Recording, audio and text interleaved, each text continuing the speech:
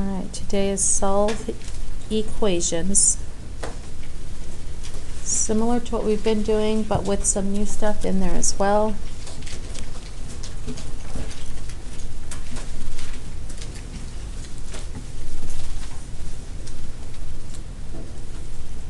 Alright, x to the fourth minus 9x squared plus 20 equals 0.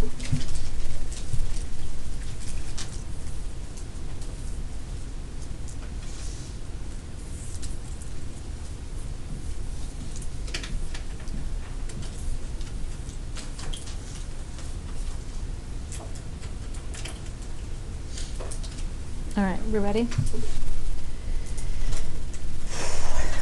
What kind of problem is this?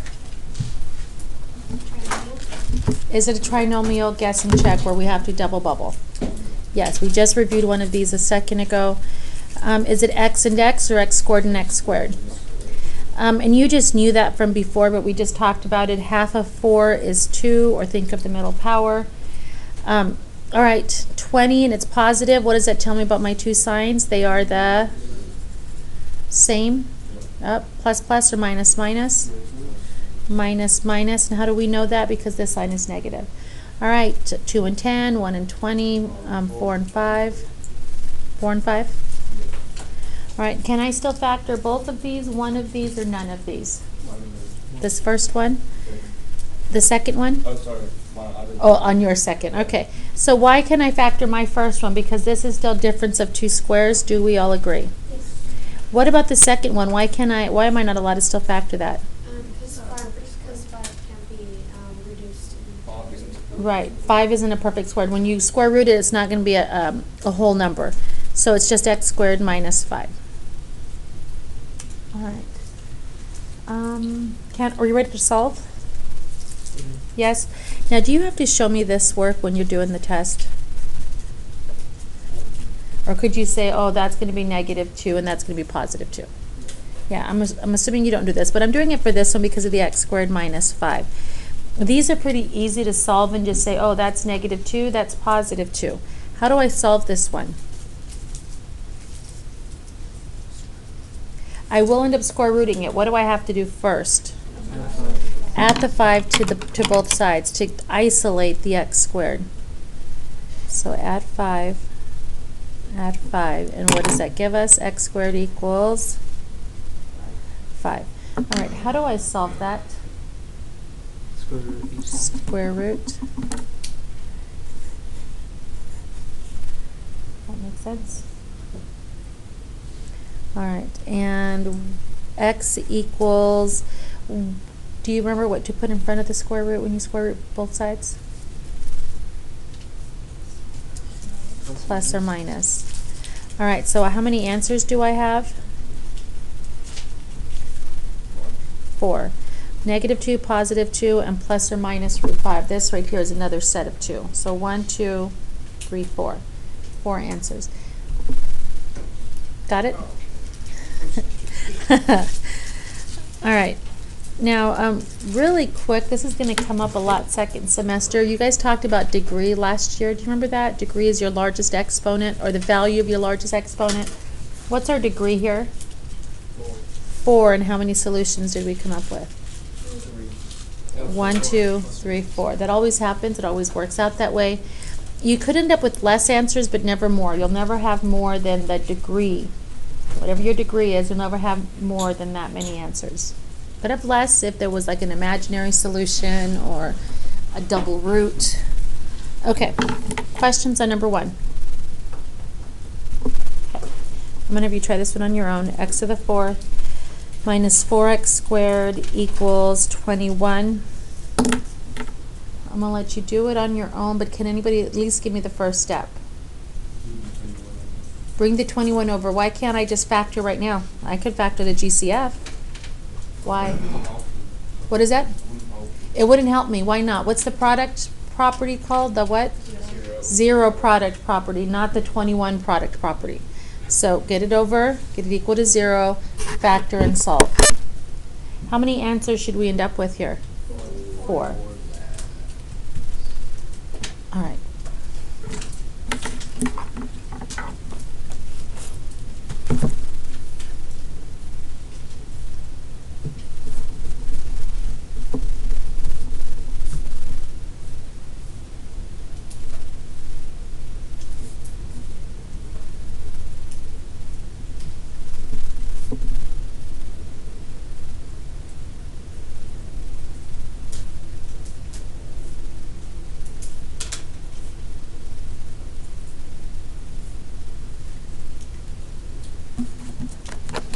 right. Do you guys have at least up to that step? X to the fourth minus 4x squared minus 21 equals 0, and then have this? Yes. Is it minus minus, plus plus, or one of each? It's minus. Plus minus. And why? Because I need it to be a negative 21. What should we use for the 21? 7 and 3, and I want it to be negative 4, so negative 7, positive 3.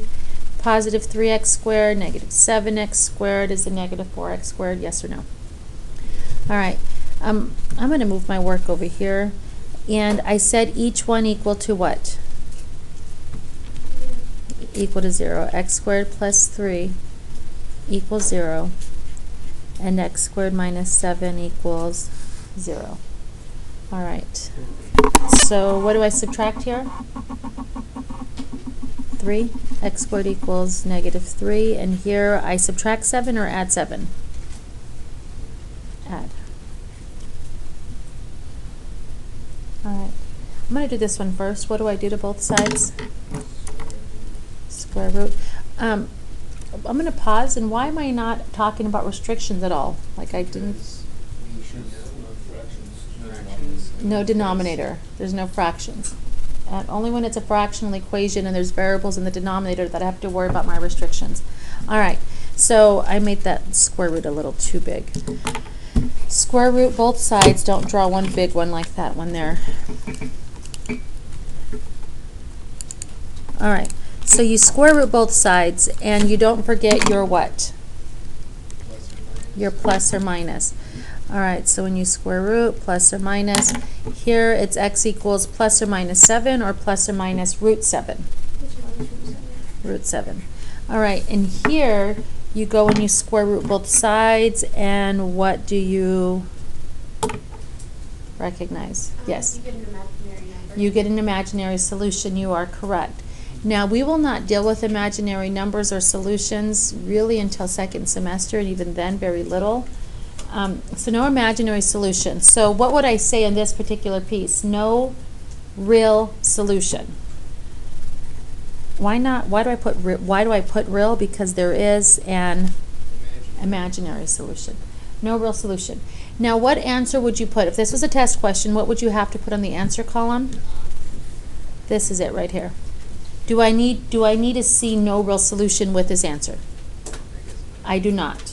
Why? Because if you just give me this answer, that tells me you understood that this was not part of the solution. Got it? So I don't want this and no real solution. This is it. This would be over here in your workspace. Any questions? Okay. Number 3. And you guys understand the difference between squaring a negative and square rooting a negative, yes? Yes. Can I square a negative? Can I square negative 5? Yes. Yes. Can I square root negative 25? No. Not without using imaginaries, you're right. So understand the difference. All right, number 3. Now I'm going to throw it right at you, a really complicated problem. So these were pretty simple baby steps to get to this step here. X minus 2, quantity to the 1/2 power, plus 3 in parentheses, x minus 2, and that whole thing is raised to the 1/4 power, minus 10 equals 0.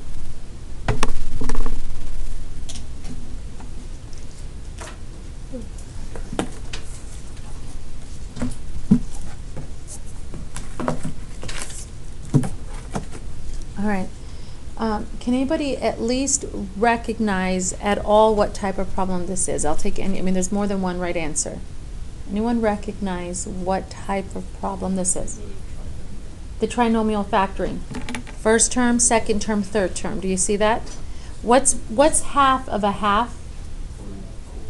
Did it work? We did that earlier, right? We said half of 4 was 2. Half of 4 is 2. Half of a half is a 4th. Good. This is a trinomial factoring. Does anybody recognize what we usually do with this particular type here? With this chunky stuff? Yes. It's usually rooted. We will be rooting later. Not, we won't be rooting actually. So we don't have to worry, but this is the same as the square root and the fourth root, yes. Substitution, good job. All right, so I'm going to write that on the side. I'm going to let W equal x minus 2. If you wanted, could you use Z? Element OP. Use any letter you'd like. Just don't use x because there's x in the problem. All right, if I'm using W, this is W squared, or W to the 1/2. Plus 3W squared, or W to the 1/4. Minus 10, and there's no W, equals 0. All right, any questions here? None? All right. Now we're going to go to factor. Do our double bubble. Any of you that don't use substitution, can you do this without substitution? Yes, you can. All right. Here I usually use W or W squared. What would I use on this one? 1/4. Can you tell me how you knew it was 1/4? The one in the middle. The one in the middle. Now, did I give you guys that hint earlier? I gave you 2 ways to figure it out. The one in the middle, or you do what to the first power? Cut it in half. What's half of a half? 1/4. So either way you think of it, half of this power goes there, or the middle power goes there. Plus plus, minus minus, or one of each? One of each. And for the 10, what do we want to use? 1 and 10, or 2 and 5? 5 and 2. So plus 5 minus 2? Positive 5, negative 2 gives us a positive 3. Okay, at this point you have choices, and there's more than one right answer. If you were doing this on your own and I was not guiding you at all, what would you think to do next? Anyone? Yes? Okay, she said I'd take the x minus 2, the W, and plug it back into this equation. So x minus 2 to the 1/4 plus 5, and x minus 2 to the 1/4 minus 2. Yes? All right, that is correct. Anyone else? Another way that you could attempt this problem?